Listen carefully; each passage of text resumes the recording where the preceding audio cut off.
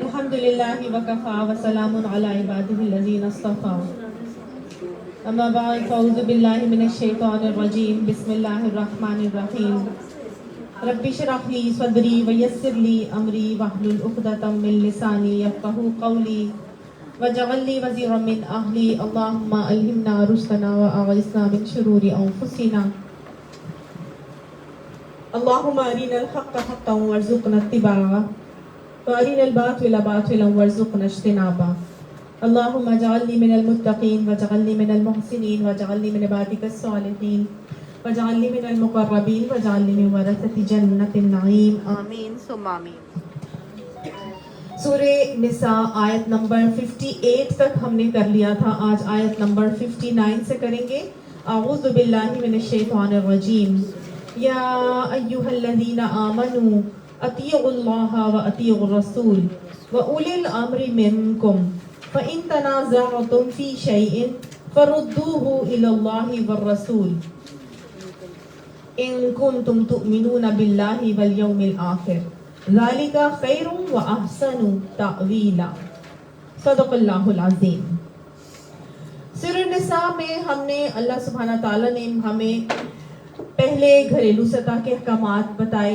اللہ سبحانہ تعالیٰ نے بتایا کہ نکاح کیسے کرنا ہے، کن سے کرنا ہے، عورتوں کا معاملہ کیسے ہونا چاہیے، حق مہر دینا ہے، نکاح کے لیے نیت کیا ہوگی، پھر اس کے بعد بتایا کہ بیویوں کے ساتھ حسن سلوک کیسے کرنا، پھر اس کے بعد بتایا کہ اگر گھر میں جنت کے نمونے ہوں گے تو عورت اور مرد کو طریقے سکھائے گئے، پھر گھروں کو جنت نمونہ بنایا گیا، تو باہر معاشرتی سطح کے احکامات شروع کیے۔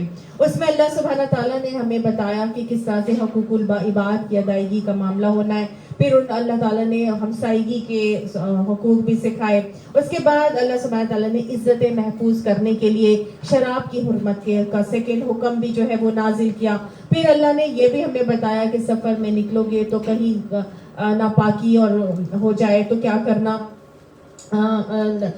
تیمم کر لینا، یعنی پاکی کے اللہ تعالیٰ نے احکامات سکھائے۔ پھر توہم پرستی سے بچنے کا طریقہ سکھایا، جبت اور طاغوت جو ہم نے لاسٹ ٹائم پڑھا تھا۔ اب اللہ سبحانہ تعالیٰ نے لاسٹ ہی ہمارے ٹاپک کے اندر ہم نے یہ بھی دیکھ لیا تھا کہ جب ہم ملک کی سطح پر ہم کسی حکمران کو منتخب کریں گے تو امانتیں اہل امانت ہی کے سپورٹ کی جائیں گی، یعنی کہ انہی لوگوں کو عہدے کے لیے منتخب کیا جائے گا جو اس عہدے کے قابل ہیں۔ اور ہم نے اس کے بارے میں بہت ڈیٹیل سے دیکھا تھا کہ کون کون سے کی امانتیں ہیں اور کون کون سے لوگوں کے اوپر یہ امپلائی کرتی ہیں۔ اس کے بعد اللہ سبحانہ تعالیٰ آج ہمیں اب بتا رہے ہیں معاشرتی حکومتی سطح کے احکامات کی کنٹینویشن ہے کہ یا ایھا الذین آمنو، اے لوگو جو ایمان لائے ہو، اب کیا کرنا جب تم اپنے کسی حکمران کو منتخب کرو گے، کسی ادارے کو چلاؤ گے، کسی سربراہ کو منتخب کرنا ہے، کسی بھی معاملے کے لیے تمہیں اپنا کوئی لیڈر بنانا ہے تو وہاں پہ قوانین کس حساب سے چلائے جائیں گے۔ اس کے لیے اللہ تعالیٰ فرما رہے ہیں کہ کسی بھی معاشرے کے اندر جب کسی ادارے کے لیے یا سربراہ مقرر کیا جائے گا تو کیا کرنا ہے، اطیعوا اللہ واطیعوا الرسول واولی الامر منکم۔ 3 پیمانے اللہ تعالیٰ نے بتا دیے کہ اللہ کے احکامات ہی کی اطاعت کی جائے گی اور قوانین اللہ ہی کے مانے جائیں گے۔ اس کے بعد اطیعوا الرسول کا معاملہ کیا جائے گا، اور پھر کس کی بات مانی جائے گی، جو تم میں سے اولی الامر ہے، یا آپ کہہ لیجئے کہ وہ لوگ ہیں جن کا فیصلہ مانا جاتا ہے یا جن کو تم نے حاکم بنایا ہے، صاحب حکم یعنی صاحب فیصلہ کرنے والے لوگ، ان کا فیصلہ مانا جائے گا۔ تو اطاعت کا پیمانہ کیا ہے کسی بھی چیز کے، کسی بھی جگہ کے اندر 3 کرائٹیریا اللہ نے بتا دیا۔ سب سے پہلا اطاعت اللہ کی ہوگی، کیونکہ ان الحکم الا للہ، فیصلہ صرف اور صرف اللہ کا ہوگا۔ اللہ نے انسان کو کس لیے بنایا تھا؟ اپنی عبادت کے لیے۔ اور انی جاعل فی الارض خلیفہ، اللہ تعالیٰ نے فرمایا تھا کہ میں زمین میں انسان کو اپنا خلیفہ، اپنا نائب بنا کے بھیجنے والا۔ تو حکم تو اللہ ہی کا چلے گا، فیصلہ تو اللہ ہی کا چلنا تھا۔ اللہ نے اب ہمیں حکمران بنا کے نہیں بھیجا، یہاں پہ اپنا نائب بنا کے بھیجا ہے۔ تو جو نائب ہوتا ہے، جو سب آرڈینیٹ ہوتا ہے، وہ کیا کرتا ہے؟ حکمران کے فیصلے کو لے کے چلاتا ہے. جی ایمبیسڈر کی طرح. یس ایمبیسڈر کی طرح. جیسے ایک ادارے کا سربراہ اپنے کچھ رولز اینڈ ریگولیشنز کو سیٹ کرتا ہے اور اگر وہ کہیں چلا جاتا ہے, پرنسپل اسکول کا کہیں چلا جائے, چھٹیوں پہ چلا جائے, تو پیچھے سے وائس پرنسپل کیا سارے رولز چینج کر دیتی ہے؟ نہیں, پھر انہی رولز کو آگے کنٹینیو کرتی ہے نا, کیونکہ وہ رولز تو اس لیڈر نے بنا دیے تھے, انہی کو لے کے امپلیمنٹ کروانا ہے, وہ ہے نائب کا کام. اسی طرح کوئی بھی ادارہ اگر ہیڈ کہیں چلا جاتا ہے تو جو نائب ہوتے ہیں, جو سب آرڈینیٹس ہوتے ہیں, وہ انہی رولز کو لے کر چلتے ہیں. تو مجھے اور آپ کو اللہ تعالیٰ نے کیا بنایا تھا؟ اپنا نائب, اپنا خلیفہ, اپنا جانشین بنایا تھا. اسی لیے فیصلہ کس کا چلے گا؟ اللہ کا چلے گا. اللہ کا فیصلہ چلے گا, اللہ کا قانون چلے گا, اور اللہ کے قانون کو چلانے کے لیے ہی اللہ نے نبی صلی اللہ علیہ وسلم کا ورکنگ ہیومن ماڈل ہمیں بھیجا تھا اور کہہ دیا کہ اطیعوا الرسول, اللہ کے رسول کی اطاعت کرو. اور اللہ نے ہمیں بتا دیا تھا کہ وَمَن يُطِعِ الرَّسُولَ فَقَدْ أَطَاعَ اللَّهَ, جس نے رسول کی اطاعت کی اسی نے اللہ کی اطاعت کی. تو اللہ نے تو رسول کی اطاعت کو اللہ کی اطاعت کے ساتھ وہ کر دیا ہے نا, مشروط کر دیا ہے. تو اللہ کی اطاعت کے ساتھ مشروط ہے نبی صلی اللہ علیہ وسلم کی اطاعت, اور یہی فلاح کا ایک طریقہ ہے کہ ہم جب اللہ کی اطاعت کریں گے اور اس کے بعد نبی کی اطاعت کریں گے, جہاں سمجھ نہیں آ رہا کہ اس کے بارے میں کیا حکم تھا, نبی صلی اللہ علیہ وسلم کے نمونے کو دیکھا جائے گا, اور نمونے کو دیکھنے کے بعد تیسری کے لیول پر کس کی اطاعت ہوگی؟ وہ اولی الامر منکم, جو تم میں سے جو صاحب امر لوگ ہیں, جن کے فیصلے مانے جاتے ہیں, یعنی جو تمہارے رہنما ہیں بھائی, جن کو تم نے الیکٹ کیا ہے, جن کو تم نے اپنا لیڈر بنایا ہے, یا جو تمہارے علماء ہیں. اللہ تعالیٰ فرماتے ہیں نا فَاسْأَلُوا أَهْلَ الذِّكْرِ إِن كُنتُمْ لَا تَعْلَمُونَ, اگر تمہیں علم نہیں ہے تو اہل ذکر سے پوچھ لو, ان سے پوچھ لو جن کے پاس اس دین کا علم موجود ہے, جو تمہارے رہنما ہیں, جو تمہارے علماء ہیں, جو تمہارے مجتہدین ہیں, ان سے پوچھ لو. اور جو تمہاری عدلیہ ہے ان سے پوچھ لو, ان کے بھی تو قانون نافذ ہوتے ہیں, ان کے بھی تو فیصلے چلتے ہیں. تو اولو الامر میں سبھی لوگ آئیں گے, جو انتظام چلانے والے منتظمین ہوتے ہیں, جو عدلیہ کو لے کے چلتے ہیں, اور جو رہنما ہیں, لیڈرز, حکمران ہیں, اور جو ہمارے علماء ہیں, یہ سب ہی آئیں گے. اب کہاں تک اطاعت ہوگی, ان لیڈرز کی کہاں تک اطاعت کی جائے, ان علماء کی کب تک اطاعت کی جائے, تو اس کے بارے میں نبی اکرم صلی اللہ علیہ وسلم ہمیں گائیڈنس دیتے ہیں کہ آپ صلی اللہ علیہ وسلم فرماتے ہیں مسلمان کو لازم ہے کہ اپنے اولو الامر کی بات سنیں اور مانیں, خواہ اسے پسند ہو یا ناپسند ہو, تا وقت یہ کہ اسے معصیت کا حکم نہ دے دیا جائے. یعنی اپنے اولو الامر کی بات سنے بھی, مانے بھی, پسند آئے یا ناپسند آئے, اس سے فرق نہیں پڑتا. یہ دیکھنا ہے کہ وہ اللہ کی نافرمانی کا حکم تو نہیں ہے, اور اگر اسے معصیت کا حکم دیا جائے تو پھر اسے کچھ نہیں سننا چاہیے. تو اولو الامر کی اطاعت بھی اس وقت تک ہوگی جب تک کہ وہ معصیت کا حکم نہیں دے رہے, اللہ کی نافرمانی کا حکم نہیں دے رہے. اور اگر اولو الامر بھی آپ کو اللہ کی نافرمانی کی طرف لے کے جا رہے ہیں, بدعات میں ملوث کر رہے ہیں, شرکیہ چیزوں کی طرف لے کر جا رہے ہیں, تو پھر تو ان کی بھی بات نہیں مانی جائے گی. کیونکہ لا طاعت المخلوق فی معصیت الخالق, نبی صلی اللہ علیہ وسلم نے فرمایا مخلوق کی اطاعت جائز نہیں ہے خالق کی نافرمانی میں. اور آپ نے ایک اور جگہ فرمایا کہ لا طاعت فی معصیتی انما طاعت فی المعروف, یعنی خدا اور رسول کی نافرمانی میں کوئی اطاعت نہیں ہے, اطاعت جو کچھ بھی ہے وہ معروف میں ہے. تو جو صحیح اور نیکی کا حکم ہے وہ اولو الامر کا مانا جائے گا, لیکن اگر اولو الامر کا حکم اللہ کے حکم کے خلاف ہے یا ٹکراتا ہے تو پھر ان کی بات نہیں مانی جائے گی. اب آج کل تو ہمارا وہی حال ہے کہ ہر کوئی پریشان ہے کہ ہمارے جو اولو الامر ہیں، جو ہمارے اوپر حکمران بیٹھے ہوئے، انہیں تو قل هو اللہ احد بھی نہیں آتی پوری، تو ہم کیا کریں؟ کیا ان کا حکم مانیں؟ تو سن لیجئے، یہ حدیث بھی آج کے دور کے لیے ہی شاید نبی اکرم صلی اللہ علیہ وسلم نے ہمیں بتائی تھی. آپ صلی اللہ علیہ وسلم نے فرمایا کہ تم پر ایسے لوگ بھی حکومت کریں گے جن کی بعض باتوں کو تم معروف پاؤ گے اور بعض کو منکر. تو جس نے ان کے منکرات پر اظہار ناراضی کیا وہ تو بری الذمہ ہو گیا، وہ تو بری الذمہ ہو گیا، دنیا میں پکڑا گیا لیکن ویسے اللہ کی نظر میں بری الذمہ ہے. اظہار ناراضگی کرنا ضروری ہے. اور جس نے ان کو ناپسند کیا وہ بھی بچ گیا. ان کی بعض باتوں کو منکر پاؤ گے تو جس نے اظہار ناراضی کیا وہ تو بری الذمہ ہو گیا، اور جس نے ان کو ناپسند کیا وہ بھی بچ گیا. مگر جو ان پر راضی ہوا اور پیروی کرنے لگا تو وہ پکڑا جائے گا، وہ ماخوذ ہوگا، اس کی پکڑ ہوگی. تو صحابہ نے پوچھا کہ یا رسول اللہ صلی اللہ علیہ وسلم، پھر جب ایسے حکام کا دور آئے تو کیا ہم ان سے جنگ نہ کریں؟ ایسے حکام آ جائے ہمارے اوپر تو پھر تو ہمیں ان سے جنگ کرنی چاہیے، کیا ہم ان سے جنگ نہ کریں؟ آپ نے فرمایا کہ نہیں، جب تک کہ وہ نماز پڑھتے رہیں، جب تک کہ وہ نماز پڑھتے رہیں، جب تک کہ وہ نماز پڑھتے رہیں. سمجھ آ رہی ہے آپ کو؟ اولو الامر اگر مسلمان ہیں، نماز پڑھتے ہیں، اقیم الصلاۃ کا نظام قائم ہے، قائم کیا ہوا ہے، تو ان کی باتوں کو ہمیں ماننا پڑے گا. لیکن جو ایسی باتیں جو منکر والی باتیں ہیں ان پر اظہار ناراضگی کرنا ہر ایک کے اوپر واجب ہے.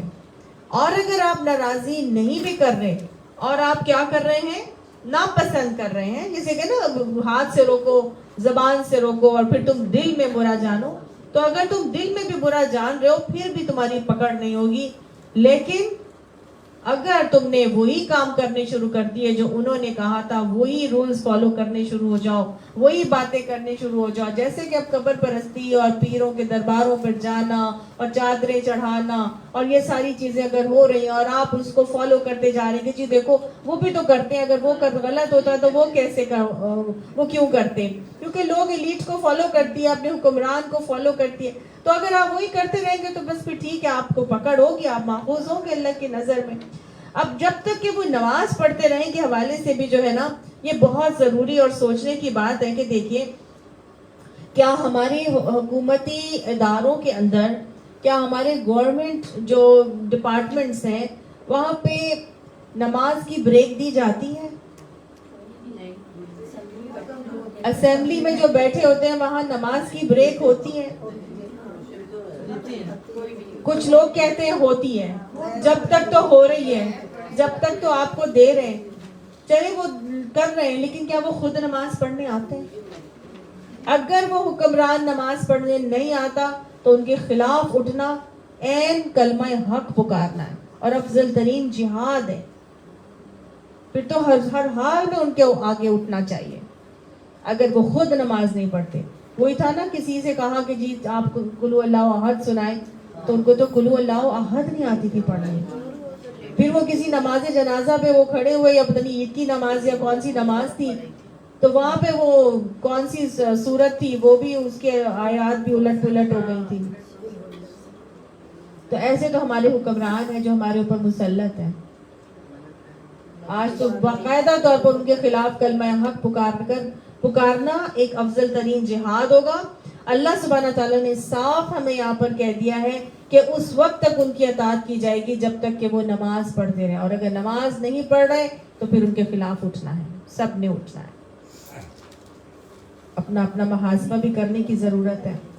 اب آگے اللہ سبحانہ تعالیٰ فرماتے ہیں دیکھو اب تم نے تینوں چیزوں کو منتخب کر لیا، تم نے اپنا ایک پیمانہ بنا لیا، اپنے ایک لائحہ عمل سیٹ کر لیا ہے کہ کیسے چلو گے. کہ سب سے پہلے اللہ کی اطاعت ہونی ہے، پھر نبی صلی اللہ علیہ وسلم کو دیکھا جائے کیسے کرتے ہیں، پھر جو ہمارے لیڈرز ہمیں حکمران کہہ رہے ہیں ہم ان کی بات کو مان کر چلیں گے. پھر بھی تو ہو سکتا ہے نا کہ جب بہت سارے لوگ ہوتے ہیں، بہت سارے برینز ہوتے ہیں، تو ہو سکتا ہے کہ کوئی کسی طرح سے سوچ رہا ہو, کوئی کسی طرح سے سوچ رہا ہو, تو وہ مینٹل اختلاف ہو سکتا ہے.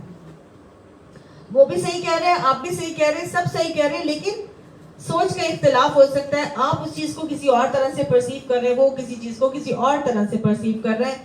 تو فَإِن تَنَازَعْتُمْ, اگر تمہارا آپس میں تنازع ہو جائے, آپس میں کوئی تنازع ہو جائے, کوئی لڑائی جھگڑا ہو جائے, کوئی نزاع کا معاملہ ہو جائے, تو پھر کیا کرنا ہے؟ فَرُدُّوهُ إِلَى اللَّهِ وَالرَّسُولِ, تو اس کو اللہ اور اس کے رسول کی طرف پھیر دو. اگر کوئی تنازع ہو جائے, کسی بات میں 2 لوگ بات کر رہے ہیں, 10 لوگ بات کر رہے ہیں, لیکن تم اس سے ایگری نہیں کر رہے, جو تمہارے اولو الامر تمہیں بتا رہے ہیں تم ایگری نہیں کر رہے, تو کیا طریقہ ہے تنازع کو ختم کرنے کا؟ کہ تم اسے اللہ اور اس کے رسول کی طرف پھیر دو. اب اللہ اور اس کے رسول کی طرف پھیرنے کا کیا مطلب ہے؟ کہ اس کو قرآن کی طرف رجوع کر لو, اس قرآن کی طرف رجوع کر لو, کیونکہ ان ھذا القرآن یہدی للتی ہی اقوم, یہ قرآن وہ چیز ہے جو درست چیز کی طرف ہدایت دیتی ہے. یہ ہے اللہ اور اس کے رسول کی طرف پھیر دینے کا معاملہ, کہ اللہ کیا کہتا ہے. اللہ کی کتاب ہے, پتہ چل جائے گا اللہ نے اس میں ہمیں کیا کہا. نبی کا طریقہ دیکھ لیتے ہیں. اگر آپ کو اولو الامر کے کسی بھی فیصلے میں اختلاف ہو جائے تو کیا کرنا ہے؟ آپ اس کو اللہ اور اس کے رسول کی طرف پھیر دیں. آپ صلی اللہ علیہ وسلم کے دور میں بالکل اسی طرح سے ایک واقعہ ہوا یہ کہ آپ صلی اللہ علیہ وسلم نے ایک صحابی تھے عبداللہ بن حذافہ بن قیس, ان کو لشکر کے ساتھ بھیجا اور لشکر کا لیڈر بنا کے بھیجا, اور ان کو کہا کہ آپ کی ذرا لیڈر کی اطاعت کرنا سب کے اوپر واجب ہوتی ہے. اب ایک مرتبہ ان کو بہت غصہ آ گیا اپنے ساتھیوں کے اوپر. انہوں نے اپنے ساتھیوں کو کہا لکڑیاں لے کر آؤ اور اس کو آگ جلاؤ اور اس آگ کے اندر خود بھی کود جاؤ. اب صحابہ کرام جو تھے وہ ساتھی, انہوں نے آگے سے کہا اس آگ سے بچنے کے لیے تو ہم نے نبی صلی اللہ علیہ وسلم کی اطاعت قبول کی ہے, اور تم آپ ہمیں اسی آگ میں کودنے کا حکم دے رہے ہیں, یہ کیا بات ہے؟ تو کوئی بھی نہ آگ میں کودا. تو نبی صلی اللہ علیہ وسلم کے پاس اس معاملے کو رکھا گیا اور پوچھا گیا کہ رسول اللہ ایسے ایسے ہوا تھا, تو انہوں نے ہمیں حکم دیا تھا, اور دیکھیں اولو الامر کی اطاعت واجب تھی, کہ وہ جو سپہ سالار لشکر تھے وہ ان کے لیے اولو الامر تھے, وہ نمازی تھے, وہ نماز پڑھاتے بھی تھے, ان کو لیڈر بنا کے حکمران بنا کے بھیجا گیا تھا, تو ان کی اطاعت تو واجب تھی. لیکن اب انہوں نے تو ایسا حکم دے دیا تھا جو اللہ اور اس کے رسول کی آپ کہہ لو احکامات سے ٹکراتا تھا, کہ اس معروف کاموں میں اطاعت ہونی چاہیے تھی. تو انہوں نے اپنے دماغ کو یہاں پہ استعمال کیا اور وہ رک گئے. تو نبی صلی اللہ علیہ وسلم نے ان کو فرمایا کہ اگر تم آگ میں کود پڑتے تو ساری عمر آگ میں ہی رہتے, اطاعت صرف معروف میں ہے. تو اطاعت کرتے ہوئے دیکھنا ہے کہ یہ جو حکم ہے کہ یہ مجھے جہنم کے گڑھوں میں تو نہیں گرا رہا. سمجھ آ گئی؟ تو یہ سوچ سمجھ کے آگے معاملات کرنے ہیں. اور جب بھی کوئی نزاع ہو جائے, لڑائی جھگڑا ہو جائے, تو اس کے اندر بھی بہت ہی حوالے سے جو ہے نا قرآن اور سنت کی طرف پھیر دینے کا حکم ہے, اور قرآن کے احکامات کو لے کر چلنے کا معاملہ کرنا ہے. اب آپ دیکھیں, اگر ہم گھر میں اس کو امپلیمنٹ کریں, اپنے گھروں میں رکھیں, تو گھروں میں کیا ہوتا ہے؟ ہمارے اولو الامر گھر میں کون ہوتے ہیں؟ ہمارے شوہر ہوتے ہیں یا ہمارے بڑے ہوتے ہیں, ٹھیک ہے نا, ایسے ہی ہوتا ہے. عام طور سے اگر میاں بیوی آپس کے معاملات کو دیکھیں تو عورت کے لیے اس کا شوہر اس کے لیے اولو الامر ہوگا, وہ قوام ہے. بچوں کے لیے بھی اس کا والد اولو الامر ہوگا, والدہ بھی اولو الامر ہوگی اس کے لیے. لیکن عورت اور مرد کا میاں بیوی کے تعلقات میں جب کبھی لڑائی ہو جائے, جب کبھی نزاع ہو جائے, تنازع ہو جائے, تو کیا کرنا ہے؟ اللہ نے بڑا خوبصورت طریقہ بتایا.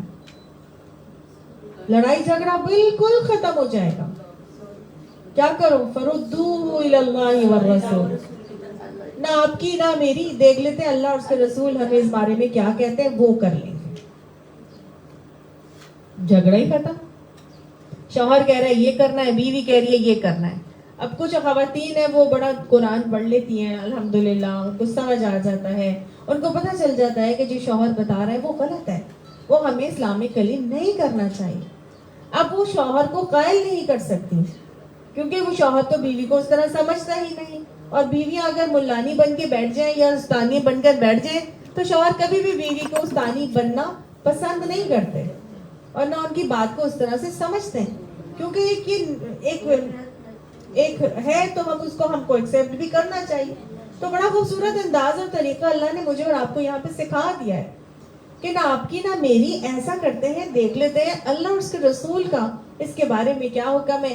اگر تو یہ چیز اللہ اور اس کے رسول نے کہی ہے تو میں کر لوں گی، اور اگر اللہ اور اس کے رسول نے اس کے بارے میں منع کیا ہے تو میرا خیال ہے کہ ہمیں رک جانا چاہیے، کیونکہ کبھی بھی شوہر بھی نہیں چاہے گا کہ وہ بھی جہنم کے گڑھے میں گرے، اور وہ یہ بھی نہیں کہے گا کہ میری بیوی نے مجھے منع کیا تھا اس لیے میں منع ہو گیا. وہ بھی جب دیکھے گا دین کا حکم تو انشاءاللہ وہ بھی مسلمان ہے اور وہ بھی اللہ کو ہی راضی کرنے کے معاملے کو کرے گا، تو انشاءاللہ گھر کے اندر تنازع ہی نہیں ہوگا. اگر ہو بھی جائے گا تو وہ صحیح بھی ہو جائے گا. یہ بہت خوبصورت ٹپ ہے جو میں آپ کو یہاں سے بتا رہی ہوں. غور کرنے سے سمجھ میں آتی ہے کہ اللہ اور اس کے رسول کی طرف اس بات کو پھیر دو. اور دیکھیں یہاں پر اللہ تعالیٰ نے ہمیں کہہ دیا، ہمارے ایمان کو مشروط کر دیا اللہ تعالیٰ نے کہ ان کنتم تؤمنون باللہ والیوم الآخر، اگر تم اللہ اور اس کے یوم آخر پر ایمان رکھتے ہو تو پھر تمہیں یہ کام کرنا چاہیے.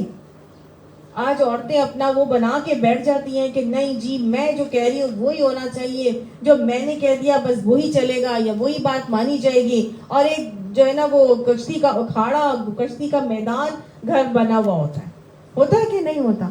بہت آسان حل ہے. آپ دین پڑھنے والے تو خاص طور سے اس بات کو لے کر چلیں. اور دیکھیں اگر شوہر بھی اس بات کو لے کر چلتے ہیں نا اور بیویوں کو اس انداز میں سمجھاتے ہیں کہ دیکھو نہ میری بات نہ تمہاری بات، دیکھ لو کہ اللہ اور اس کے نبی نے کیا کہا ہے اور تم بھی وہ کر لو جو اللہ اور اس کا رسول جس سے راضی ہو جائے، تو انشاءاللہ بیویاں بھی پھر آہستہ آہستہ آہستہ مان جاتی ہیں اور کر جاتی ہیں.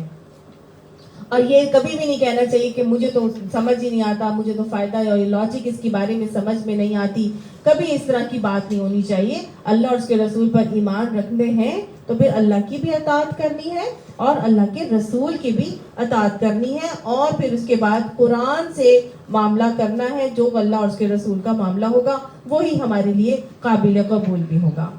ذالک خیر و احسن تأویلا، اللہ نے بتا دیا یہ تمہارے لیے بہتر بھی ہے اور انجام کے لحاظ سے بھی بہتر ہے. الم تر الی الذین یزعمون، کیا تم نے دیکھا ان لوگوں کی طرف کہ وہ زوم رکھتے ہیں. وہ کیا زوم رکھتے ہیں؟ دعویٰ تو کرتے ہیں کہ انہم آمنو، یہ کہ وہ ایمان لائے ہیں، بما انزل الیک، ساتھ جو نازل کیا گیا ہے نبی آپ کی طرف. یعنی کچھ لوگ ہیں جو دعویٰ تو کرتے ہیں کہ نبی صلی اللہ علیہ وسلم جو آپ کے اوپر نازل کیا گیا ہے ہم اس پر ایمان لاتے ہیں. وما انزل من قبلک، اور اس پر بھی ایمان لاتے ہیں جو آپ سے پہلے نازل ہوا تھا، یعنی دوسری کتابیں. یریدون، اور وہ چاہتے یہ ہیں ان یتحاکموا الی الطاغوت، یہ کہ وہ فیصلہ کرنے کے لیے طاغوت کی طرف رجوع کریں. ایمان تو وہ لاتے ہیں، بولتے بھی ہیں کہ ہم سب چیزوں کو مانتے ہیں، لیکن فیصلہ کرنے میں وہ کیا چاہتے ہیں؟ طاغوت سے فیصلے کروائیں. یعنی اللہ اور اس کے رسول سے فیصلے نہ کروائیں بلکہ وہ طاغوت سے فیصلے کروائیں. وقت امروا، اور یقیناً ان کو حکم دیا گیا تھا ان یکفروا بہ، یہ کہ وہ طاغوت سے تو انکار کریں. پیچھے پڑھا تھا نا ہم نے جبت اور طاغوت، ہاں جی. تو یعنی وہ کہتے تھے کہ ان کو تو حکم دیا گیا تھا کہ وہ طاغوت سے انکار کریں، لیکن وہ چاہتے کیا ہیں؟ وہ چاہتے ہیں کہ طاغوت سے فیصلے کروائیں. یعنی ہر سرکش انسان سے اپنے فیصلے کروائیں. طاغوت کیا تھا؟ ہر وہ طاقت جو اللہ کے دین سے دوری کی طرف لے کر جاتی ہے. وَيُرِيدُ الشَّيْطَانُ، اور چاہتا ہے شیطان ان يُضِلَّهُمْ ضَلَالًا بَعِيدًا، یہ کہ ان کو دور کی گمراہی میں گم کرتے.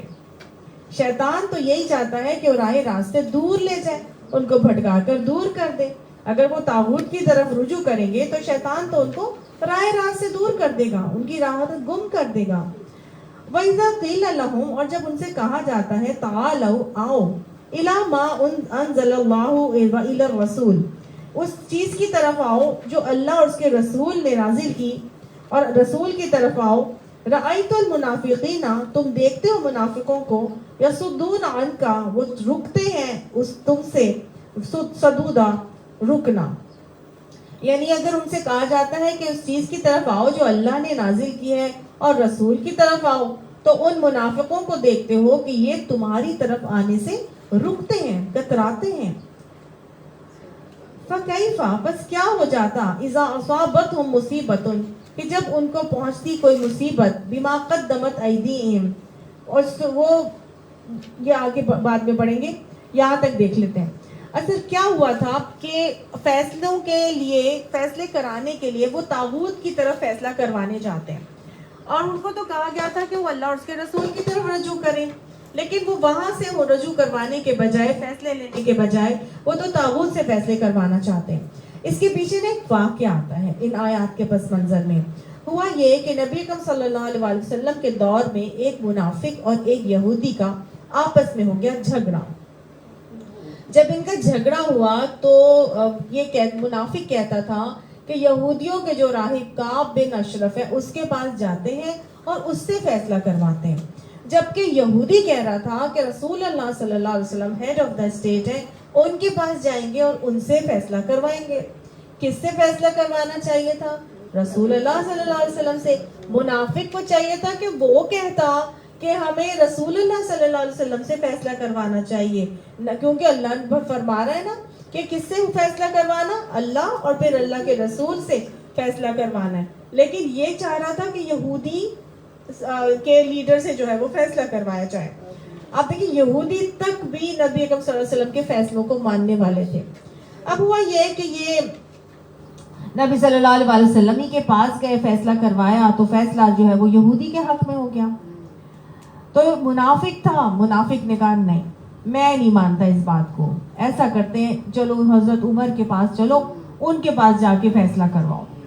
تو وہ یہودی اور منافق جو ہے وہ حضرت عمر کے پاس آ گئے، اور حضرت عمر کے پاس آ کے یہ کہا، یہودی نے کہا کہ ہم ابھی رسول اللہ صلی اللہ علیہ وسلم کے پاس گئے تھے اور آپ نے اس کے بارے میں یہ فیصلہ دیا ہے، تو آپ بتائیے آپ کا کیا فیصلہ ہے. تو حضرت عمر فاروق نے تلوار اٹھائی اور منافق کا سر قلم کر دیا. یہ بات دیکھ کر حضور صلی اللہ علیہ وسلم نے حضرت عمر کو فاروق کا لقب دیا، فرق کرنے والا. انہوں نے یہ کہا تھا کہ جب نبی ایک بات کا فیصلہ کر دیں تو پھر میرے پاس تم کیا لینے آئے؟ یعنی کہ اللہ کے نبی کے فیصلے کے آگے میرے فیصلے کی کوئی ویلیو ہے؟ تو جب نبی نے ایک چیز کا فیصلہ کر دیا تو پھر میرے فیصلے کی کوئی ویلیو نہیں. لہٰذا اللہ سبحانہ تعالیٰ نے یہ آیات نازل کی اور مسلمانوں کو طریقہ بتایا کہ تم دیکھتے ہو منافقوں کو کہ وہ تو تمہاری طرف آنے سے روکتے ہیں. فَكَيْفَ، اب ہوا یہ کہ جب منافق کو قتل کر دیا تو اس کے سارے قبیلے والے اٹھ کر آ گئے. اور منافق تو ویسے ہی چرب زبان ہوتے ہیں، جھوٹے ہوتے ہیں، ڈاما ڈول ہوتے ہیں، کبھی تیتر کبھی بٹیر ہوتے ہیں، جہاں دیکھتے ہیں فائدہ وہاں ویسے ہی ہو جاتے ہیں. تو یہ انہوں نے سارے جو ساتھی تھے منافق کے قبیلے والے وہ وہاں پر آ گئے. اب یہاں پہ اللہ فرماتے ہیں کہ فَكَيْفَ، بس کیا ہوتا، اذا اصابتہم، کہ جب پہنچی تھی تم کو مصیبت، کوئی مصیبت، یعنی تمہیں جب کوئی مصیبت پہنچتی ہے. کون سی مصیبت پہنچی؟ منافق کو تو قتل کر دیا گیا، یہ مصیبت پہنچی تھی. بما قدمت ایدیہم، اسی وجہ سے تو پہنچی تھی جو انہوں نے اپنے آگے بھیجا تھا. انہوں نے خود غلط کام کیا جس کی وجہ سے وہ قتل ہو گیا. تو اللہ تعالیٰ فرماتے ہیں کہ جب تمہارے ہاتھوں کی لائی ہوئی مصیبت تم پر آ پڑتی ہے تو تم دیکھتے ہو کہ ثم جاؤک، پھر وہ تمہارے پاس آتے ہیں، یحلفون، وہ قسمیں کھاتے ہیں، قسمیں کھاتے ہوئے تمہارے پاس آ جاتے ہیں. کون آتے ہیں؟ منافق کے ساتھ ہی آتے ہیں تمہارے پاس، قسمیں کھاتے ہوئے آتے ہیں. باللہ، اللہ کی، ان اردنا، نہیں تھا ارادہ ہمارا، الا احسانا و توفیقا، مگر اچھائی اور بھلائی کا اور موافقت کا. وہ کیا کہنے آگے؟ نہیں ہم تو چاہتے تھے کہ جی بھلائی ہو جائے، صلح ہو جائے، موافقت ہو جائے، ہم تو خیر چاہتے تھے. جھوٹے ہوتے ہیں نا منافق، تو تو وہ تو اپنے حق میں فیصلہ کروانا چاہ رہا تھا. جو یہودی منافق اس لیے گیا تھا حضرت عمر کے پاس کیونکہ اس کا خیال تھا کہ حضرت عمر بڑے جلالی ہیں اور وہ یہودیوں سے نفرت اور بغض میں ان کے خلاف ہی فیصلہ دیں گے. سمجھ آئی؟ لیکن مومن کبھی ایسا نہیں کرتے. حق کے خلاف مومن کبھی بات نہیں کرتا. حق میں اگر فائدہ نان مسلم کا بھی ہو رہا ہو تو حق حق ہے, اسی طرح سے عدل کے ساتھ فیصلہ کیا جائے گا, کیونکہ مسلمانوں کو تو حکم ہے نا کہ کونوا قوامین بالقسط, کہ تم انصاف کے ساتھ علمبردار بن جاؤ. اور یہ تو حضرت عمر تو ایسے علمبردار تھے انصاف کے کہ اپنے بیٹے کے ساتھ انہوں نے اتنی سختی کا معاملہ کیا کہ جب وہ بیٹا شراب پیتے ہوئے پکڑا گیا تو اس کو لے کر آئے. 80 کوڑوں کی سزا مقرر کی تھی انہوں نے شراب کے اوپر, اور وہ جب قاضی مار رہا تھا, کوڑے لگا رہا تھا, تو ہاتھ سے کوڑا لے کر خود لگانا شروع ہو گئے. انہوں نے محسوس کیا کہ شاید مجھے دیکھتے ہوئے یا امیر المومنین کا خیال رکھتے ہوئے کہ ان کا بیٹا ہے قاضی تھوڑا نرم طریقے سے کوڑے مار رہا ہے, تو انہوں نے خود ہاتھ میں کوڑے لے کے اپنے بیٹے کو لگائے, اور اتنے لگائے اور ایسے لگائے کہ کہنے لگے کہ اللہ کو کہہ دینا کہ تیرا باپ انصاف سے حدیں جاری کیا کرتا تھا. اور اتنے لگائے کہ وہ تاب نہ لا سکا اور وہ مر گیا. یہ حال ہو گیا. لیکن عادل حکمران اللہ کے عرش کے سائے کے نیچے کھڑے ہوں گے. یہ ہے عدل کا تقاضا, اور یہ ہے حضرت عمر فاروق کا عدل کا انداز اور طریقہ کہ وہ کیسے یہ کر سکتے تھے کہ جب نبی کا فیصلہ ہو جائے اور پھر وہ اپنا کوئی اس کے اوپر رائے جاری کر سکیں. تو وہ منافق تو وہ آتے باتیں کرتے ہوئے آئے کہ اللہ کی قسم ہم تو صرف بھلائی چاہتے تھے, اور ہماری نیت کیا تھی کہ فریقین میں کسی طرح آپس میں توفیق, موافقت اور صلح ہو جائے. آج ہمارا بھی بالکل ایسا ہی معاملہ ہے. اللہ کے نبی, اللہ کے رسول, اللہ کے احکامات کے حوالے سے ہمیں لاکھ باتیں بتائی جاتی ہیں, اور ہمارا دل نہیں کر رہا ہوتا وہ باتیں ماننے سے, وہ احکامات پر عمل کرنے سے, اور پھر ہم اپنی چرب زبانی سے انہی الفاظ کو چینج سے کچھ نہ کچھ کر دیتے ہیں.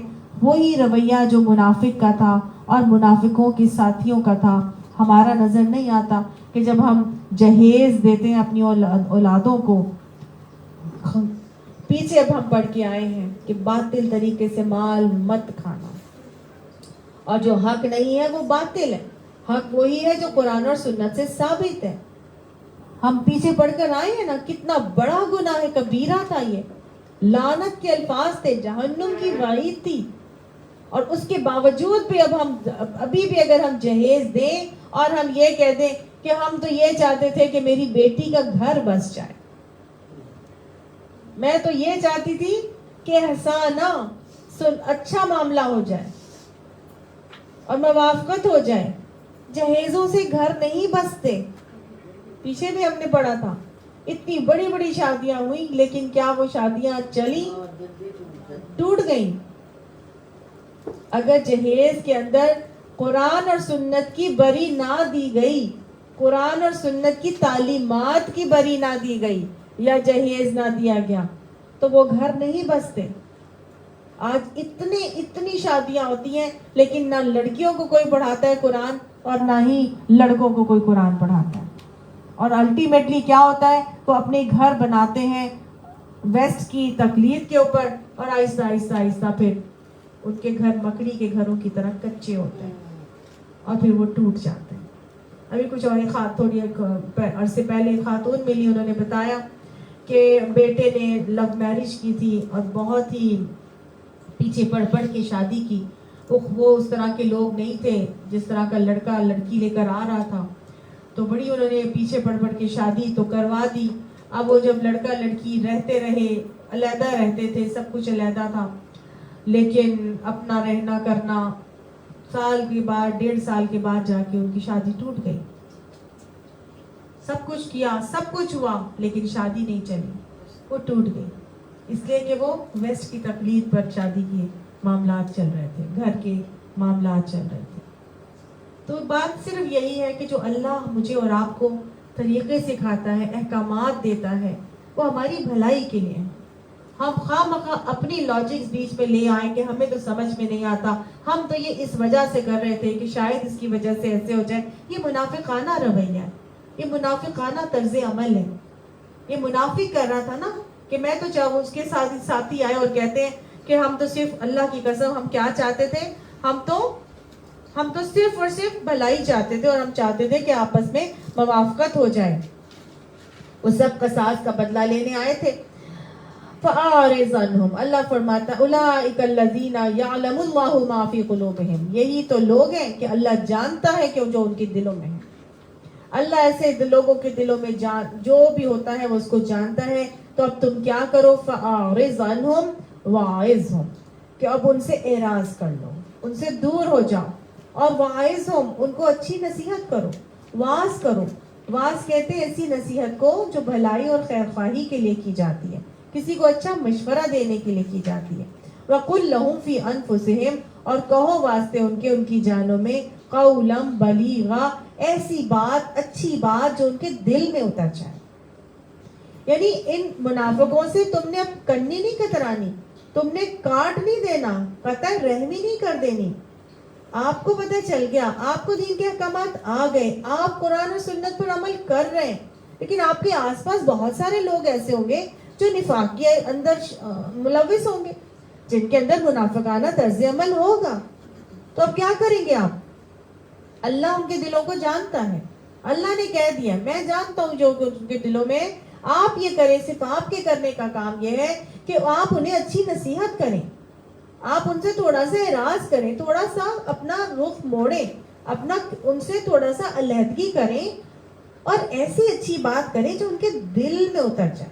بلیغ بات, بلاغت والی. فصاحت اور بلاغت کیا ہوتی ہے؟ ایسے بولنا کہ دوسرے کو سمجھ میں آ جائے. تو ایسی بات کرو. تو کون سی بات دوسرے کے دل میں اثر کرتی ہے؟ وہی بات دل میں اثر کرتی ہے جو آپ کے دل سے نکلتی ہے. دل میں وہ بات اثر کرتی ہے جو دل سے نکلتی ہے, پر نہیں طاقت پرواز مگر رکھتی ہے. سمجھ آئی نا؟ تو بات وہی اثر کرے گی جو آپ کے دل سے نکلے. تو پورے خلوص, پوری خیر خواہی کے ساتھ, پورے اخلاص کے ساتھ, محبت اور پیار سے دوسروں کو بتانا ہے, دوسروں کو سمجھانا ہے. جو ابھی ہم پڑھ رہے تھے نا کہ ان کو چھوڑ دیں, ان کو ساتھ قطع تعلق ہی کر لیں. نو, آپ نے قطع تعلق ہی نہیں کرنی, بلکہ دعوت دینی ہے, اور رسول اللہ صلی اللہ علیہ وسلم اللہ کی محبت کو ان کے دلوں میں بھی انڈیلنے کی کوشش کرنی ہے. کیونکہ وما ارسلنا من رسول الا لیطاع باذن اللہ, نہیں بھیجا ہم نے کوئی رسول مگر اس لیے کہ اللہ کے اذن سے اس کی اطاعت کی جائے. جو اذن اللہ نے دیا ہے, جو حکم اللہ نے دیا ہے, جو احکامات اللہ تعالی ہمیں بتاتے ہیں, ان احکامات کے مطابق اللہ کے نبی کی اطاعت کی جائے. یہی ہے بعثت رسول صلی اللہ علیہ وآلہ وسلم کو بھیجے جانے کا مقصد. اللہ نے یہاں پر بتا دیا ہے کہ نبی اسی لیے آتا ہے کہ اللہ کے اذن پر, اللہ کے حکم پر ان کی اطاعت کی جائے, ان کی اتباع کی جائے, ان کی ہم کر لیں. ہم کہتے رہیں کہ ہم اللہ کے نبی سے محبت کرتے ہیں اور ہم اللہ کے نبی سے کی اتباع کرتے ہیں, لیکن صرف زبانی کہنے سے آپ کے معاملات ایسے نہیں ہو سکتے. بات یہ ہے کہ جو انہوں نے کہہ دیا, جب کہہ دیا, جتنا کہہ دیا, جیسے کہہ دیا اور جیسے کر کے دکھا دیا, اتنا ہی کرنا. یا ایھا الذین آمنوا لا تقدموا بین یدی اللہ ورسولہ, اے لوگوں جو ایمان لائے ہو, اللہ اور اس کے رسول سے آگے مت بڑھو, پیش قدمی مت کرو. جتنا انہوں نے کہا ہے اتنا ہی کرنا ہے. اطاعت ایسے کی جائے گی, اپنی مرضی کے احکامات بیچ بیچ میں ڈال دینا, یہ اطاعت کا طریقہ نہیں ہوا کرتا. تو اللہ تعالیٰ فرما رہے ہیں کیا کرو, اللہ کے رسول کو بھیجے جانے کا مقصد یہ ہے کہ ان کی اطاعت کرو. اولو انہم, اور اگر کہ کاش کہ وہ اس ظلموا انفسہم, کہ جب اپنی جانوں پر ظلم کر بیٹھتے, جاؤکا, تو آپ کی طرف آ جاتے. اگر کبھی کسی سے کوئی غلطی ہو جائے, کوئی کمی ہو جائے, کوئی نقصور سرزد ہو جائے, کوئی گناہ کا عمل ہو جائے, تو وہ کیا کرے؟ جاؤ کا، آ جاتے آپ کے پاس. تو اللہ طریقہ بتا رہے دنیا میں گناہ ہو جائیں گے، کیا کرو؟ آ جاؤ آپ کے پاس. کس کے پاس؟ نبی صلی اللہ علیہ وآلہ وسلم کے پاس. فاستغفروا اللہ، پھر وہ بخشش طلب کرتے اللہ سے. واستغفر لهم الرسول، اور بخشش کا طلب کرتا واسطے ان کے رسول بھی.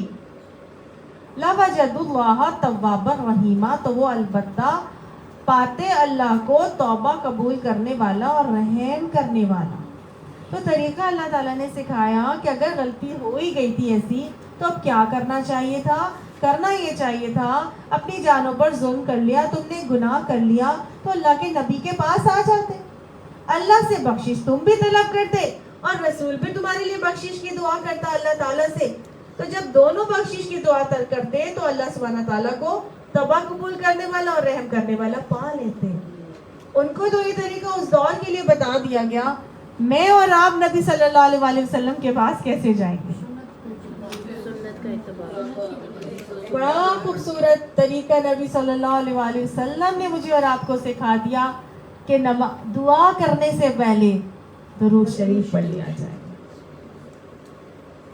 تو نبی کی شفاعت نصیب ہوگی انشاءاللہ. وہ دعا کی قبولیت کی ضامن ہے اگر دعا اللہ کی تعریف اور ہم بیان کرنے کے بعد درود ابراہیمی پڑھا جائے، درود شریف پڑھا جائے اور پھر اللہ تعالیٰ سے بخشش طلب کرتے تو انشاءاللہ اللہ کو توبہ کرنے والا، رحم کرنے والا پائیں گے. تو آج بھی غلطیاں، کمیاں، گناہ سرزد ہو جائیں تو کیا طریقہ ہے؟ اللہ سے بھی بخشش طلب کریں اور ایسے طلب کریں کہ نبی صلی اللہ علیہ وآلہ وسلم کی گواہی بیچ میں ضرور آ جائے درود شریف بھیج کر. اللہ سبحانہ تعالیٰ ہماری دعائیں قبول فرمائے. اللہ ہمیں دعاؤں کے انداز اور طریقے سکھائے. فلا بس نہیں وربک، قسم ہے تیرے رب کی. اللہ نے قسم کھا لی. کس کی؟